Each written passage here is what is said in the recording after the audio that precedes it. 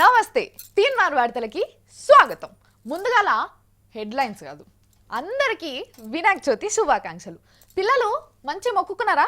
మంచి చదువు రావాలని మొక్కొండ్రి సరేనా? రోజు తీన్మార్ వార్తలు చూడండి, కొంచెం నాలెడ్జ్ వస్తుంది సరేనా? కొంచెం కాదు చాలా. ముందుగాల హెడ్లైన్స్ చూడండి. తప్పు ఒప్పుకున్న సేటు చంద్రబాబు, ముక్కు నాలుక రాసుడే మిగిలిన లేటు.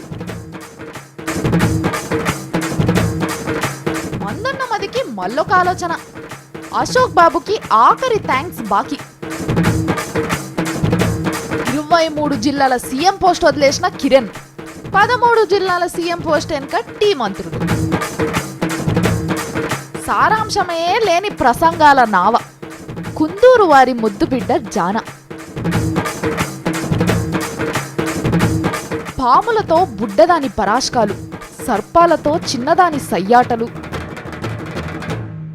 ఒకటే పాటను ఒక్కసారింటే బాగుంటుంది, 2 సార్లుంటే బాగుంటుంది. అదే పాటను 10, 20, 30, 1000 సార్లుంటే ఈయనబుద్ధి అవుతుందా? అట్లనే ఉంది ఇప్పుడు మన సీమాంధ్ర లీడర్ల ముచ్చట.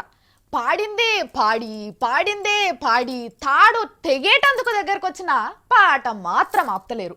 టీజీ వెంకటేష్ సార్ది అదే పాట, లగడపాటి గోపాలానిది అదే పాట.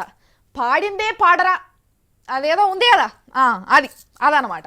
తెలంగాణ ప్రత్యేక రాష్ట్రం ఏనుగెళ్ళింది తోక జిక్కింది అన్నంత దగ్గరకు వచ్చింది. ఓ దిక్కు చివరి మజిలీ కోసం సీమాంధ్ర లీడర్లు వేడి నీళ్లు మీద పోసుకుంటుంటే కేంద్రం వాళ్ళు మాత్రం పోసుకోనరి పెయ్యి కాల్చుకోనరి, ఇస్తున్నామని చెప్పినాం ఇస్తూనే ఉన్నామని అంటున్నారు. ఇంకా చెప్పాలంటే తెలంగాణ రాష్ట్రానికి నోటు కూడా తయారు చేసినామని చెప్తున్నారు. చింత దచ్చినా పులుపు దావదు అన్నట్టు తెలంగాణ రాష్ట్రం ఇస్తున్న సీమాంధ్రోళ్ళ ప్రేమ మాత్రం ఇంకా అట్లనే ఉంది. కావాలంటే ఈనుండ్రి అయ్యా టీజీ వెంకటేశ్వర్ల వారు సెలవు ఇయ్యండ్రిగా. డెఫినెట్గా విభజనే జరుగుతుందని మాకేమైనా నమ్మకం వచ్చినప్పుడు ఆ సబ్జెక్టుల గురించి మాట్లాడతాము. ఇప్పుడు ఒకే ఒక సబ్జెక్టు సమైక్య ఆంధ్రప్రదేశ్ 100 ఈ ఎలక్షన్ లోపల ఏమీ కాదని రాసి పెట్టుకోండి. ఒకవేళ ఏమన్నా అయిందంటే మా ఆల్టర్నేటివ్స్ మాకున్నాయి, ఫైట్ చేసే. ఇన్నారా గుడ్డేను గురుకొచ్చినట్టు ఇంకెందుకు సార్ పబ్లిక్ను పరిశాన్ చేసుడు? నిజం ముచ్చట చెప్తే ఒడిచిపోతుంది కదా, ఎందుకు ఇట్లా మోసం చేస్తున్నారు? మీ కోట్ల రూపాయల ఆస్తులకు వచ్చిన నష్టం ఏం లేదు సార్, వీటిని ఎవడు గుంజుక తింటాడు? ఇప్పటికైనా నిజం చెప్పకపోతే ఎట్లా సార్? ప్రతి 2 రోజులకోసారి తెలంగాణ మీద కేంద్రం వాళ్ళు క్లారిటీలు ఇచ్చుకుంటూనే పోతుంటే మీరేమో ఇంకా పాడిందే పాడరా పాష్ పండ్ల పాడరా అన్నట్టు అదే సమైక్య పాట వాడుతున్నారు. ఇవాళ నోట్ రెడీ అయింది, రేపు పొద్దుగాల న్యాయశాఖ వల్ల ముంగడిపోతుంది, ఆ తర్వాత కేబినెట్ ముంగడిపోతుంది, ఆ వెంటనే అసెంబ్లీకి, ఆ తర్వాత పార్లమెంటుకు, నెక్స్ట్ రాష్ట్రపతికి, తర్వాత ఇడాకుల పత్రం తయారు. ఇవన్నీ ఒక్కదానికొకటి జరిగిపోతుంటే ఇంకా జనాన్ని నమ్మగట్టుడు ఏంది సార్? నిజం చెప్పండి సార్. నిజం చెప్తే సీమాంధ్రలో మీ పప్పులు ఏం ఉడకాయా? ఉడకకపోతే ఉడకకపోయా. ఒక 5 ఏళ్ళు పదవికి దూరం అయితే వచ్చిన నష్టం ఏమన్నా ఉందా? బంగానంతే సార్, అసలు పేదోళ్ళన్న ముంగడికి వచ్చి గెలుస్తారు కదా. ఎందుకు సార్ బాధపడుతున్నారు? ఇడిచిపెట్టండి సార్, వీళ్ళు మారరిగా. అయితే ఈ తెలంగాణ నోట్ తయారైంది కదా, ఇది సోనియా గాంధీ అమ్మకు ఒకసారి చూపించి అప్పుడు ముంగడికి ఉరికిపిస్తారట.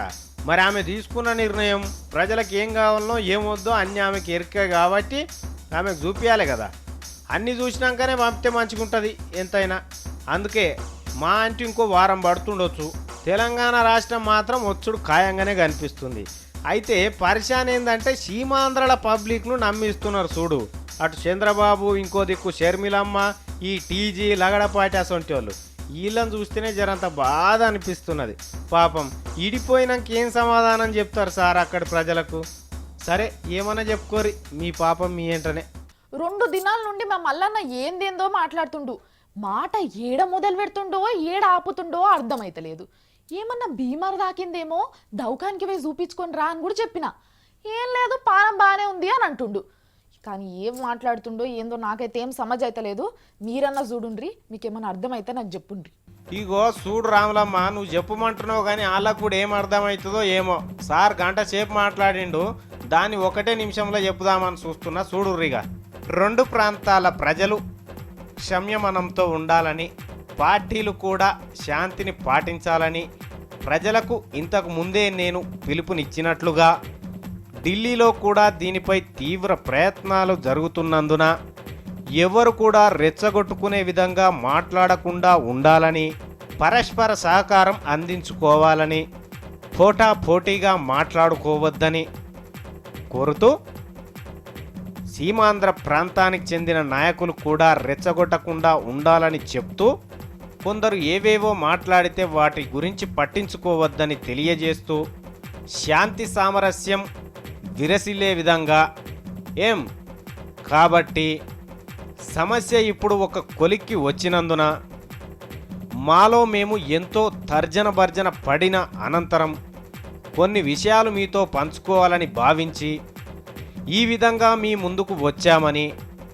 అందుకు మీకు కృతజ్ఞతలు తెలుపుచూ మేము ఢిల్లీకి కూడా లేఖ వ్రాసిన సంగతి కూడా మీ దృష్టికి తెస్తూ, ఎవరైతే రెచ్చగొడుతున్నారో, ఎవరైతే మాటలంటున్నారో, ఎవరైతే సభలు పెట్టుకోవాలని అనుకుంటున్నారో వాళ్ళు సభలు పెట్టుకోవచ్చు, సమావేశాలు నిర్వహించుకోవచ్చని కూడా మీకు తెలియజేస్తూ, సీమాంధ్ర సభ విజయవంతం అయినందున, శాంతియుతంగా జరిగినందున ఎవరైతే విద్యార్థులపై దాడులు చేశారో వారిపై కూడా ప్రభుత్వం విచారణ జరిపి దోషులను కఠినంగా శిక్షించాలని డిమాండ్ చేస్తూ అందరూ అంతదాకా సంయమనం పాటించాలని విజ్ఞప్తి చేస్తున్నాను.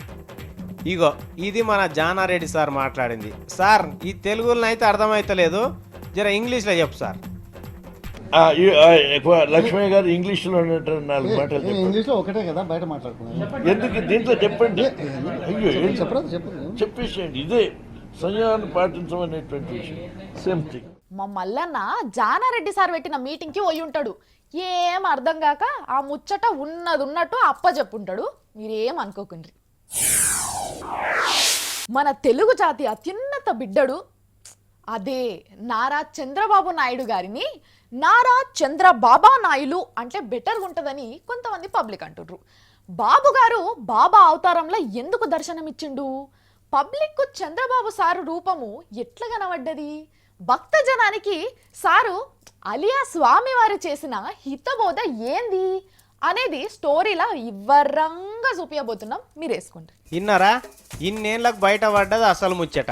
తెలంగాణ రాష్ట్రం ఇడిపోయేందుకు నువ్వంటే నువ్వే కారణం, నువ్వు చేయంగానే ఇడుపుగాయదం తయారైందని ఒకరి మీద ఒకరు వెట్టి తిట్టుకుంటున్నారు ఇన్ని రోజులకెళ్ళి.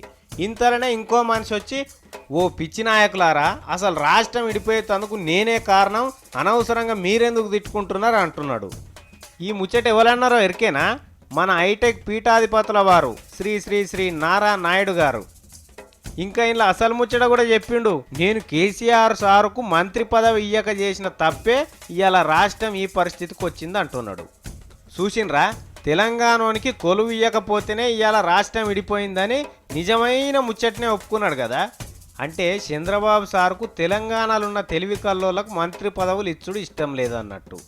అరాచకం మించినప్పుడే మంచి పుడుతుంది అన్నట్టు చంద్రయ్య సార్ సురువు చేసిన అరాచకం ఆఖరి దశకు చేరింది కాబట్టే ఇవాళ తెలుగు రాష్ట్రం విడిపోతున్నదని చెప్తున్నాడు. కానీ చంద్రబాబు సార్ ఈ ముచ్చట సీమాంధ్రాలు ఉన్న వాళ్ళకి అర్థం కాకపోవచ్చు, కానీ దీని అర్థం మాత్రం తెలంగాణలకు మస్తుగా అర్థమైంది. మీరు కనుక ముఖ్యమంత్రిగా ఉన్నప్పుడు అంత అరాచకం చేయకపోయినుంటే తెలంగాణ వాళ్ళకి ఇంత జల్దిన సోయి రాకపోతుండే. వాస్తవానికి మీరు చేసిందే సార్ ఈ ఉద్యమం. మీరు కనుక ముఖ్యమంత్రిగా లేకుండా ఉండి ఉంటే అందులో కేసీఆర్ సార్తో సోపతి కూడా చేయకపోయి ఉంటే ఇంత జల్దిన దిగకపోతుండే తెలంగాణ పంచాయతీ అంటున్నారు జనం. ఇంత పెద్ద చరిత్రాత్మక నిర్ణయానికి చంద్రబాబు సారే జీవం పోసి మళ్ళా కాంగ్రెస్ పార్టీ అగ్గిరాజు చేసింది, జగన్ పార్టీ వాళ్ళు కారు గుర్తోళ్ళు వంతబాడుతున్నారని మళ్ళా వాళ్ళంది ఇటబడితివి. తెలుగు జాతి నడమ సిచ్చు పెట్టుడు ఇష్టం లేదని నువ్వే చెప్తివి, పెట్టింది నేనే అని మళ్ళా చెప్తివి. ఆత్మగౌరవ యాత్ర చేస్తున్నప్పుడు తెలుగువారి ఆత్మగౌరవం గురించి ఏదేదో మాట్లాడతావు అనుకున్నాం, కానీ అందులో జరని నిజాలు కూడా చెప్తావని మాత్రం అస్సలు అనుకోలేదంటున్నారు మన దేశం తమ్ముళ్ళు. ఎంతైనా చంద్రన్న, మీరు తెలంగాణకు చేసిన మేలు మర్చిపోయేటట్టు లేదే. మా మల్లన్న 2 రోజులు సెలవు తీసుకుండు, మస్తు ఎంజాయ్ చేసి ఉంటాడు. ఊకుంటాడా మళ్ళీగా 2 రోజులు సెలవు అంటే? ఇంతకేమేమి చేసిండో మనం కూడా కనుక్కుందాం. మల్లన్నా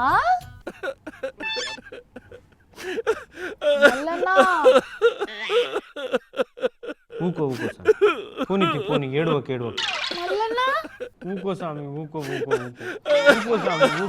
మల్లన్నా ఊకో. నాకు నాకు తెలియదు గణపతి ఇట్లుంటదని, లేకపోతే తీసుకపోతుంటే. మల్లన్న ఊకో ఊకో ఊకో. అమ్మ వచ్చినావా తల్లి? ఏమైంది మల్లన్న? అయ్యో ఏం చెప్పాలి రాములమ్మ, చెప్తే కదా మల్లన్న తెలిసేది. ఇగో 2 రోజులు సెలవు పెట్టినా కదా, అవును. గణపతి పండుగ వచ్చింది కదా, ఇగో ఈ సామిని కొనుక్కొద్దామని వచ్చిన పట్నం. వస్తే ఏమైంది? ఈ గణపతికి 9 రోజులు పూజలు చేయాలి కదా, నవరాత్రులు అంటారు దాన్నే. అయితే 9 రోజులు ఈ స్వామికి రెస్ట్ ఉండదు కదా. పూజలు పునస్కారాలు మస్తుగా ఉంటాయి, ఇంకెక్కడి రెస్ట్? అందుకే వస్తుంటే ఈ ఆర్టీసీ క్రాస్ రోడ్ ఉన్నది కదా, ఆడ గణపతికి ఒక సినిమా చూపించి తీసుకుపోదాము, ఏడాదికి ఒకసారి వస్తాడు కాబట్టి అనుకున్నా. ఎందుకు నవ్వుతున్నావు తల్లి అట్లా రాక్షసి లెక్క? కాకపోతే ఏంది మల్లన్న, గణపతికి సినిమా చూపిస్తావా? జరంత రిలాక్స్ అవుతాడు కదా అని తీసుకుపోయినా.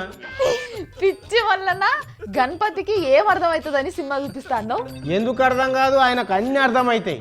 ఎట్లా చెప్తున్నావు? ఈ ఓంది స్వామివారు ఎక్కి ఏడుస్తుంటే అర్థమైతలేదా?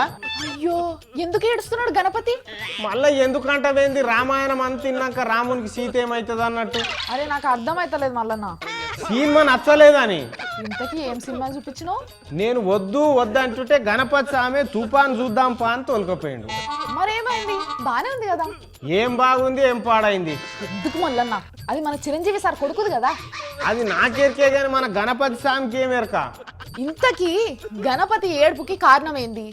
ఏం పాడైంది, ఒక పాట మంచిగా లేదట, ఒక ఆట మంచిగా లేదట అందులో. అరే అవి బాగాలేకపోతే స్టోరీ అన్న బాలేదా? ఇవి 2 కాదు, అసలు సినిమా ఎందుకు తీసిర్రో అని కూడా అర్థమైతలేదట స్వామికి. మరి మన గణపతి ఏమంటున్నాడు? ఏమంటున్నాడు, నిమ్మలం లేకుండా చేసినావు మల్లన్న అని ఎక్కి ఏడుస్తున్నాడు గణపతి స్వామి. ఏం బాగలేదా మల్లన్న సినిమా? నేను ఆ అడ్డమైన సినిమాలు ఎప్పుడు చూడగాని ఏదో గణపతి స్వామి పోదామన్నాడు కాబట్టి పోయినా. చెప్పినావా మరి గణపతికి ఆయననే మన చిరంజీవి సార్ కొడుకని? చెప్పినా గానీ ఏం మల్లన్న ఆయన ముఖం వాస్తుకే లేదు అంటున్నాడు. మరి నువ్వేమన్నావు? ముఖం వాస్తుకు లేకున్నా మా రాష్ట్రంలో హీరోలు అవుతారు స్వామి, చూడాలి తప్పదు మరి అన్న. దానికి స్వామి వారు ఏమన్నారు? ఏమనలే, ఇగో బయటికి వెళ్ళంగానే ఇట్లా ఏడుపు సురువు చేసిండు. అయ్యో పాపం. అయినా గణపతికి తెలుగు సినిమా చూపిస్తావా మల్లన్న, నీ కథ కాకపోతే? మళ్ళా చూపియతి నీ బాంచని, ఇంటికి పోదాం దా స్వామి, పండుగ దినం అయిపోతుంది.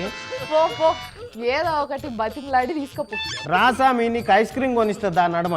ఇగో ఇది మల్లన్న వినాయక చవితి సంబరాలు. ఉన్న తానుండక గణపతిని సినిమాకి తీసుకుపోయి ఇంత పరేషాన్లో పడ్డాడు.